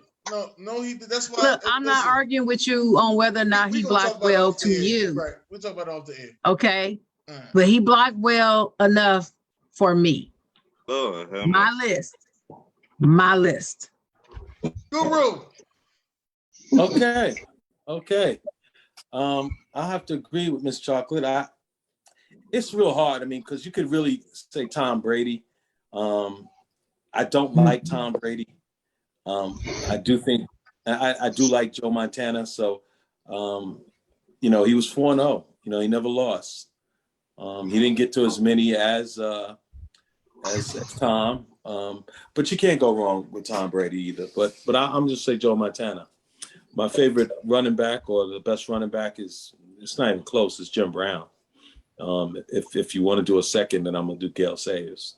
The wide receivers is the great Jerry Rice, and this guy is probably a little controversial, but you know, throw a little something different in. I'm gonna go with Don Montgomery Hudson. You know, probably most people don't know who he played for, but I know who he was. He was I know, right? that would be the Green Bay Packers for the the young Yeah. guys. Yeah. Tight end. This is interesting. I nobody picked this guy, and I'm glad. I like to be a pioneer, but I really think obviously you could go with Gronk, but his career is still going. You know Tony Gonzalez never won anything, and now that I think about it, this guy never won anything either. So I can't use that as a criteria. But I just think he transcended the position, and so and I could go with a few guys in that '69 Super Bowl, but I'm gonna go with this guy, Kellen Winslow. That was my number 2. Was an incredible tight end, and unfortunately, what happened with his son. But as we said, you can't be responsible for everything that your children do, and it's just sad. It's really sad. I mean, no one mentioned this kid Ruggs and what he's gone through. So, that's something else to think about. About children and mistakes that they make. I do just want to say that I saw a lot of places where people who said they didn't have empathy for them. And I'm a black man. I'm a black man. How am I not going to have empathy for a young black man who made a terrible mistake? And now his family is going to have to suffer. His kids are going to have to suffer. Of course, I have empathy. Of course, I have more empathy for a young lady who died and now can't even enjoy life. But I don't understand how people could say they don't have empathy. It just shows you what this world is about. We're not going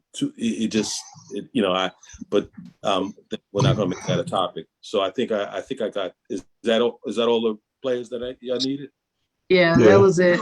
But Guru, I wanted to say to you, I went back and forth between Tony and Kellen, and I had Kellen down first, and then I was like, I don't know. But then I was looking at the makeup, but I think Kellen would do well with my team too. But you have a good list. Yeah, I mean, I don't know how we could really judge how they would do or gel with each other, because sports is funny that way. There's some people who you never think would play well together. It's just like even like at an office. Sometimes, I remember there was a guy at one of my jobs when I worked at R&S Strauss a billion years ago. And he used to, actually he was gay. And, he would come in the morning and hey, Damon, how you doing? And, he had this little droll or whatever. And, but he was a cool guy. And, his sexual preference meant nothing to me. And I enjoyed working with him. And then I've worked with some cool black guys at the railroad.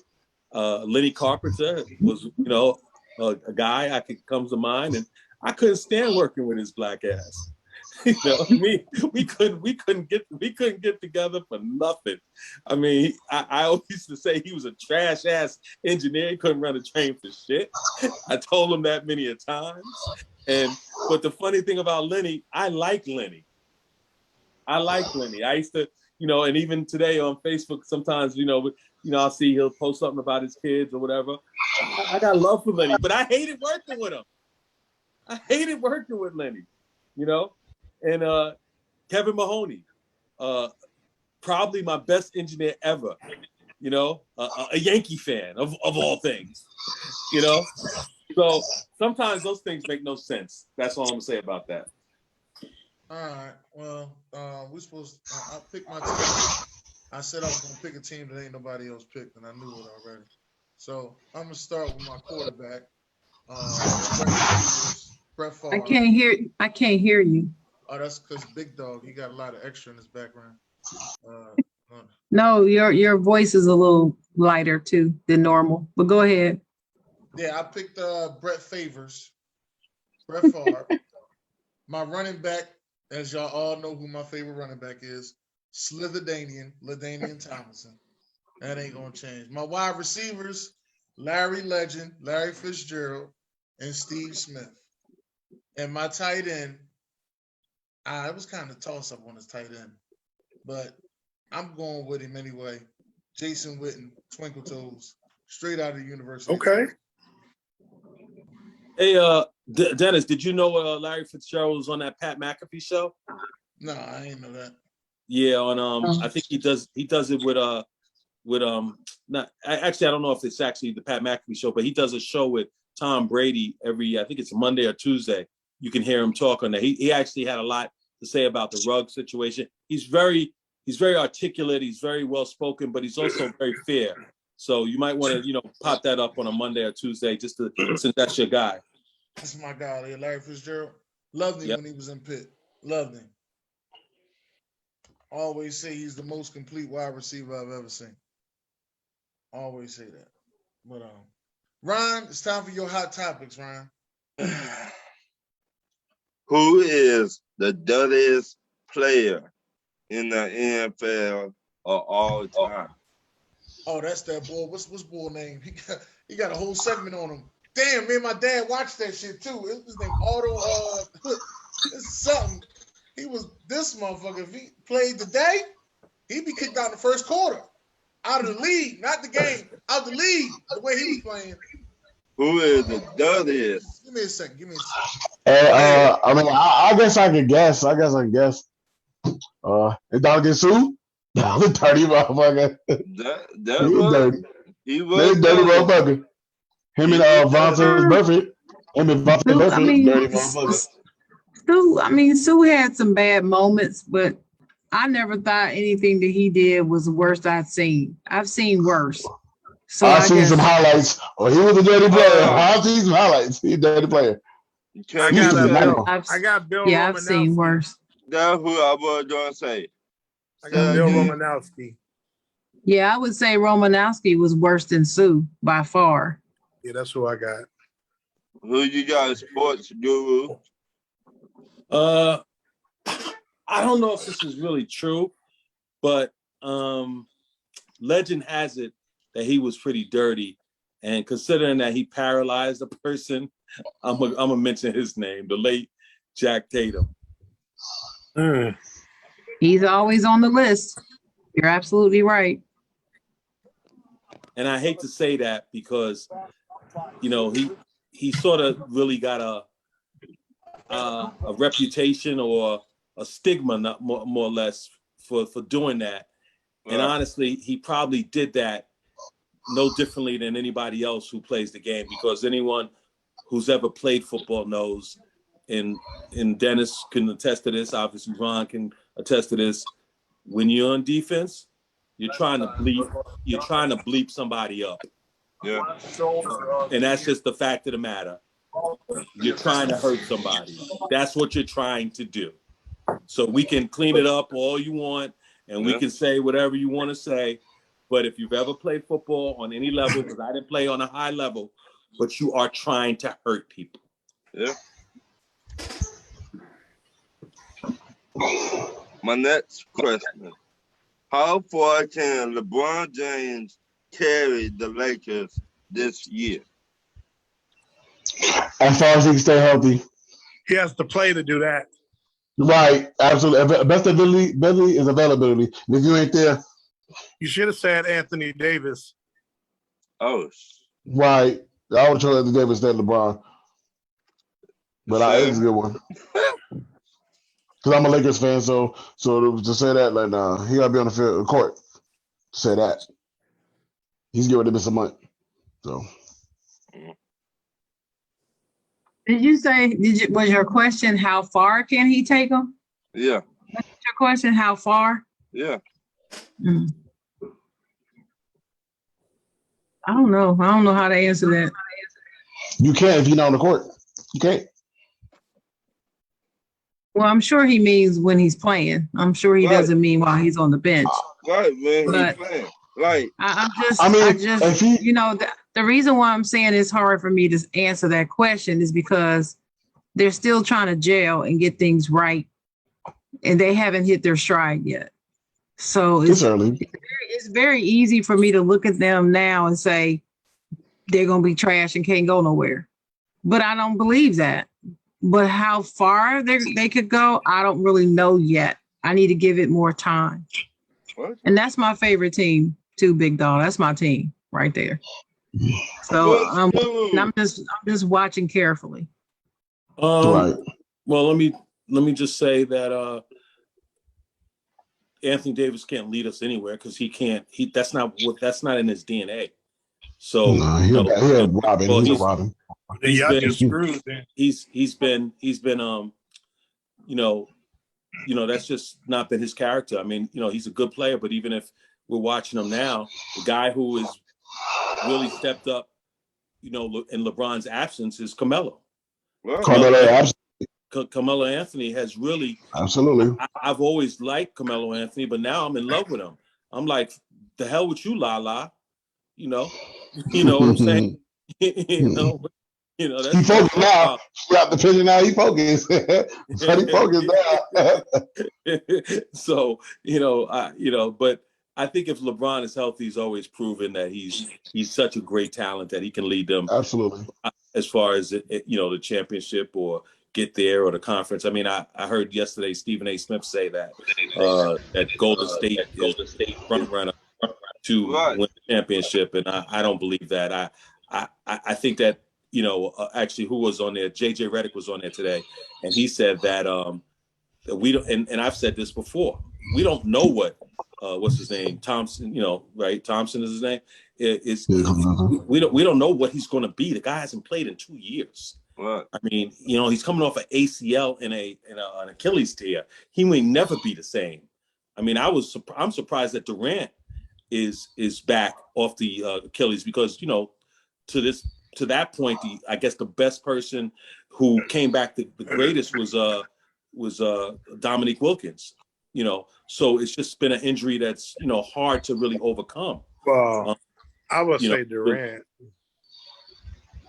Durant what? He meant before Durant. Czar. Yeah. He meant before. He meant before Durant. That's what he was saying. Right. Got it. Thank you. Okay. Thank you. So I definitely, I'm not going to panic. I'm very surprised that LeBron has been injured, but you know what? When you're 30-something years old and you played 19 seasons, these things can happen, man. I mean, your body, but it takes so much.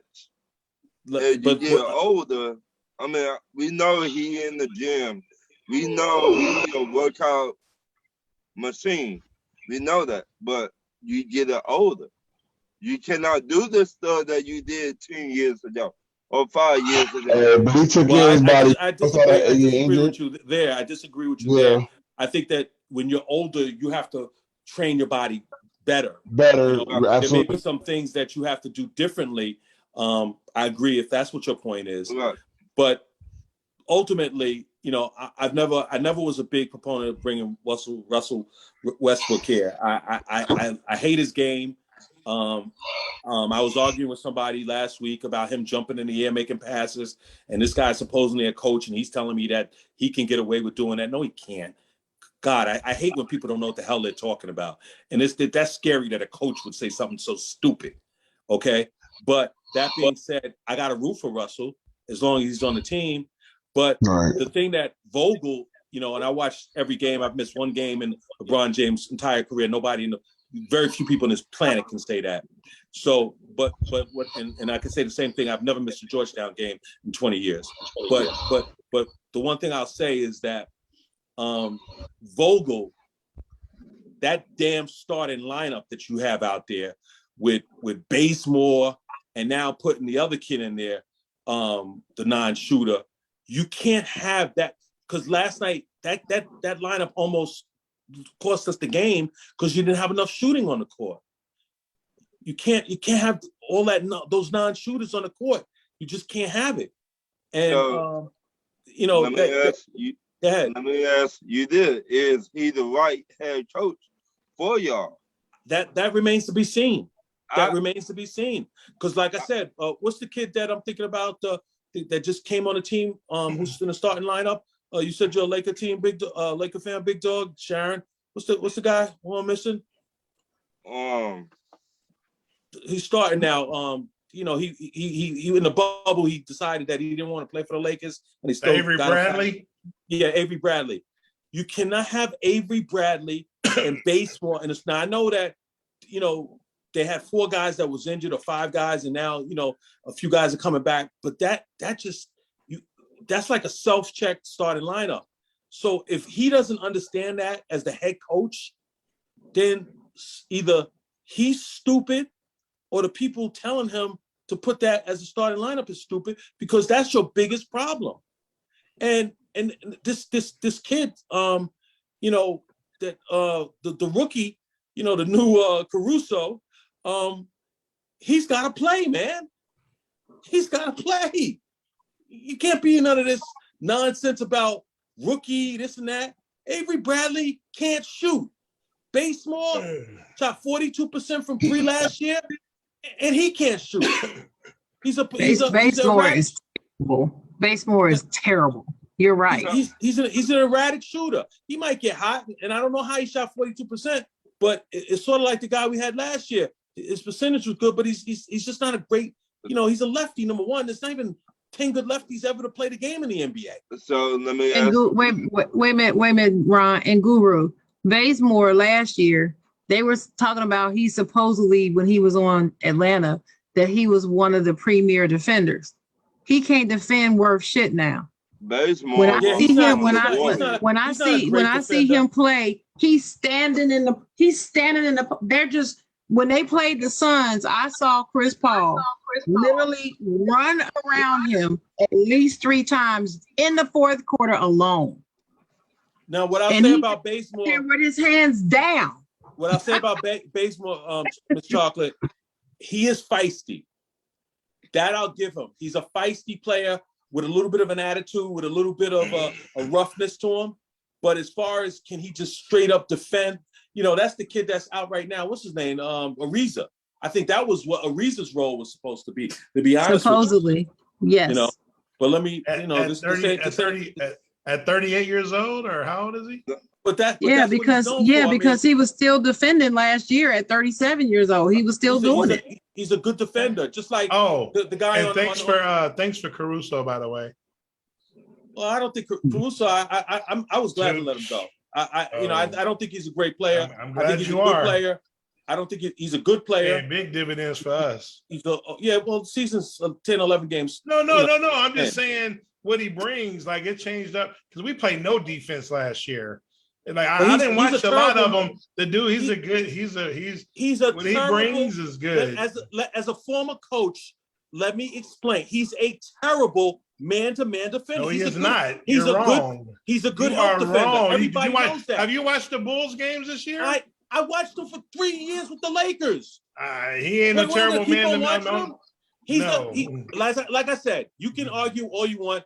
Go right ahead. I'm talking about what I'm telling you, he's not a good man-to-man defender. Yes, he is. What white guy has fast feet? There's very few white guys. Caruso. Think about it. Caruso. He can jump pretty good. Caruso. He's a good. I didn't say no other white guy. I said Caruso. Can I interject, please, just momentarily? Great defense for us. I think both of you are actually correct. He was not a very good man-to-man defender when he was on the Lakers. He was average at best. He is now, but you got to think about it, Azar. This Bulls team is not anything like any of the Lakers teams have been the past 3 years. It's totally not like that team. And you got to also, you got to know, because I know you're a Spurs person, you do watch basketball. Your game is not always going to be the same after you change teams. You're not going to always play the exact same way, no matter what team you're on. Depends on what's needed, what roles you're going to play, etc., etc. So I think you're both right. What is he shooting for 3 this year? Because last year he couldn't hit a 3 to save his life. And I know his percentage wasn't horrible, but I don't think he needs to because DeMar DeRozan is shooting like 40 from 3. So I don't think right. And his lifetime was a 25% lifetime 3-point shooter. I think DeRozan might be having his best season of his career. And I'll be honest with you, I wanted DeRozan. I don't know if it's team, but it's one of them. DeRozan wanted to come to the Lakers, and I wanted him. I would have taken him over at Westbrook. Y'all didn't have the money to pay him though. No, but he didn't want a lot of money to stay with the Lakers. The He Lakers didn't care didn't about want the him. money. Oh, He wanted to go to there because he wanted to be a Laker. The Lakers was right. And he's from LA. He is from LA. You're right. He was going to give him a hometown discount. The Lakers were ignorant not to sign him. That was the Lakers' fault. If that's Jenny Bush. Well, I'm gonna tell you this, Guru. It wasn't her. It wasn't her. It was him. I'm gonna tell you this, Guru. They said they did a, they do this. It's the media, but they was doing this rankings of the off season and worst contracts and all that, and they were saying that about DeRozan for us. Yeah. I mean, like you said, it's early, but we could pay him more money. DeRozan's a good player. He is playing hell of a ball for us. DeRozan's a good player, and I knew that. Like I said, I'm not as high on Caruso as you are. Like I said, he's a good help defender. As a coach, I know the difference between help defender and man-to-man. Some people don't know the difference. He's shooting. I'm not saying you. He's shooting 35%. From what? From 3? Caruso. Yeah, I just looked it up because you asked. Okay, so that's not any good. But like I said, he didn't. That was another thing that had fell off last year. This new kid that we got, he's going to be a better player than Caruso. What new kid? The new white kid that we have. I don't know his name. What's his name off the top of my head? Sharon, the kid that they scream about when he comes in the game. I don't know, but I scream when he comes in. I like his game. Is he a rookie? I don't know. I don't know. I don't know if he's gonna be Alex Caruso though. Yeah. Come on. Is his number 37? I'll get his name for you. He's talking about Avery Reeves, our rookie. Yeah. What's his name? Avery Reeves. I thought you was talking about the other one, the boy from Georgetown. I was about to say you should know his name. No, not him. No. He came from, this kid is a free agent acquisition from Oklahoma State, I believe. He didn't even get drafted. My next question is, do you think Logan Paul stand a chance in this boxing match against Mike Tyson? Let me answer this. Hold up. For your Logan first I have no idea who you're talking about. For your first question, Logan Paul is fighting again? He's fighting Mike Tyson. Let me answer this. So for your first question, who's the dirtiest player in NFL history? Yeah. I had Lionel, his name is Lionel Alzado. Alzado. That's who he was that me and my dad said wouldn't make it in today's NFL. Out the first quarter. He'd be out of the NFL in the first quarter. He might be out in the first Your 5 second minutes. question, I said this to Guru, and he told me I was wrong. I said the biggest problem with the Lakers, who's going to be the primary ball holder? No. I said Westbrook was a terrible fit when they signed him. Hold up. You're lying on me. First of all, I never. Let me. I got tape. I'm waiting for you to go ahead. Skippy, I ain't letting you. I got tape. I got tape on this. Because you told me you don't know basketball. Wait, fellas. I did say that. Guru, you know Dennis gonna do a clip. You know he gonna do a clip. All right. Okay. Dennis, I'm sorry, Skippy. Let me say this, Skip. You're right. What I was saying to you that day is that it's never going to be an issue. It's never going to be an issue between who the primary ball handler is, because LeBron is the primary ball handler. Russell Westbrook don't even know how to handle the ball. He handles the ball like Ron. Okay, hold on now. Okay, hold on now. Okay, he handles the ball like Big Dog. Okay, all right. He handles the ball like me. Okay, fine. That's what my point was. But if you're right in terms of him fitting in, you're right about that, because he's a mess. I agree with you. But you were saying, well, we ain't got to worry about who's handling the ball, him and LeBron. You made it seem like he's going to be like the alpha and he's going to tell LeBron, oh, hell, he ain't. He'll be sitting on a damn bench with you, Skippy.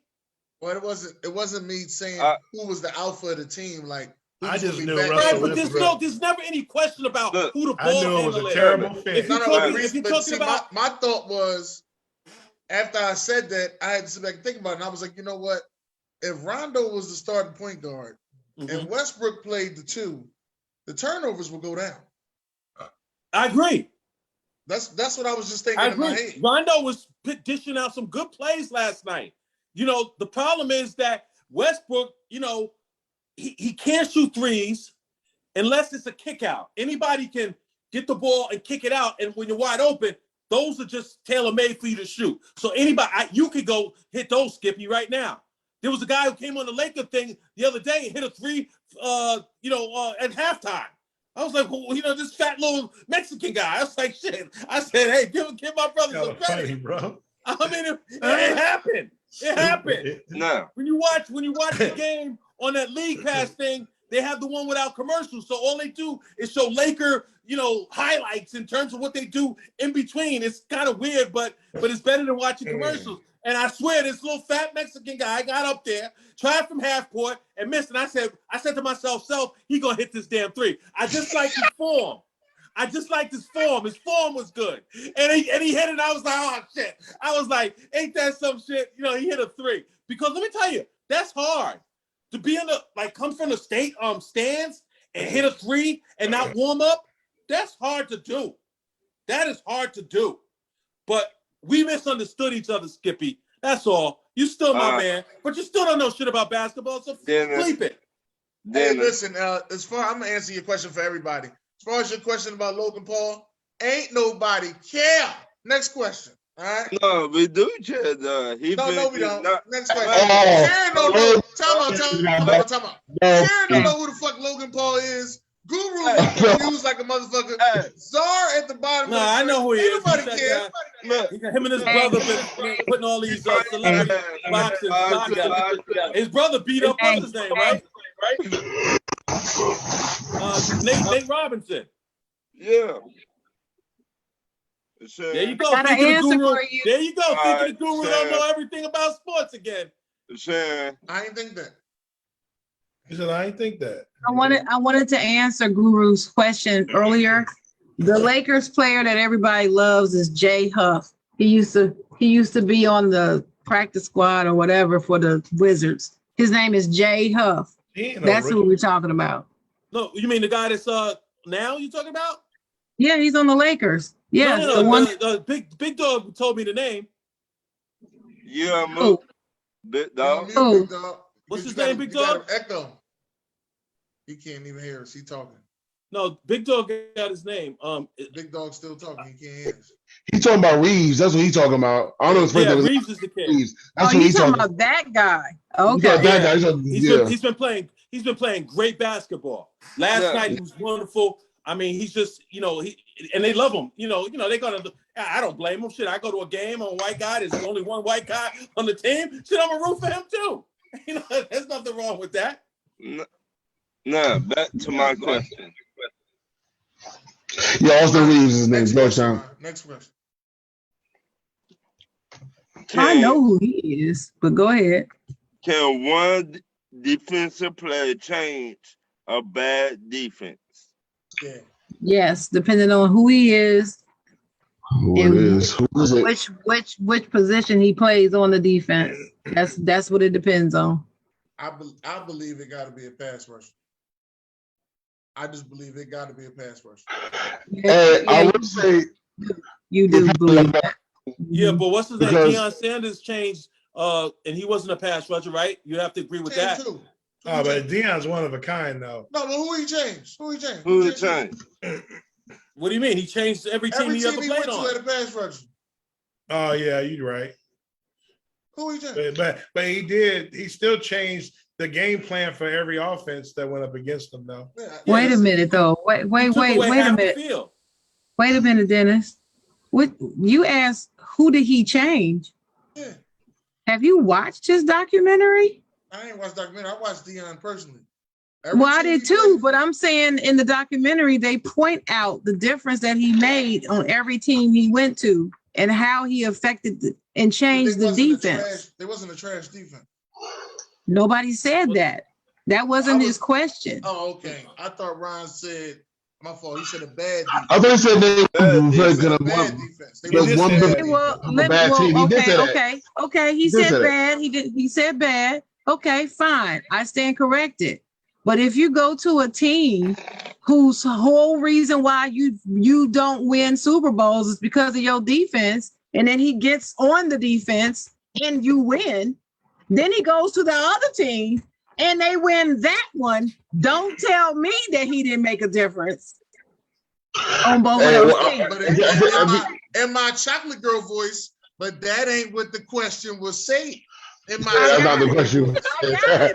Okay. You have to listen to what the question said in my chocolate girl voice. And again, I'm telling you, Dennis, that your defense was bad if you could not win the Super Bowl because of your defense. No, that doesn't mean your defense was bad. Yeah. Revis Allen. Hold it. If you are in the Super Bowl and the whole reason you don't win is your defense, is that a good defense? No, that does not mean your defense is bad. Oh, okay. That's all I'm Go saying. ahead. Go ahead. In my eyes, okay, you don't have to keep you ain't got to keep going on. You said no, so okay. Go ahead.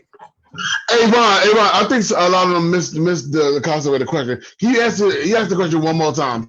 All right. No, he ain't got to ask it for me. One more time. But okay. Yes. Yeah, my answer is too. Czar, I'm with you. Okay, can one defensive player change a bad defense? Yes. I seen it happen. on plenty of occasions.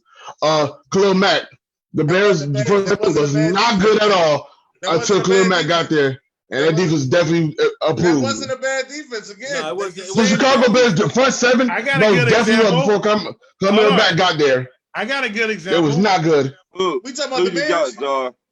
Yeah, their front line was not good until Khalil Mack got there. That's a lie. What? I'm telling you, it's a lie. That's a lie. No. He wasn't the only. I said that's incorrect. Good player. Okay, I'm sorry. He wasn't the only good player. I got a good example.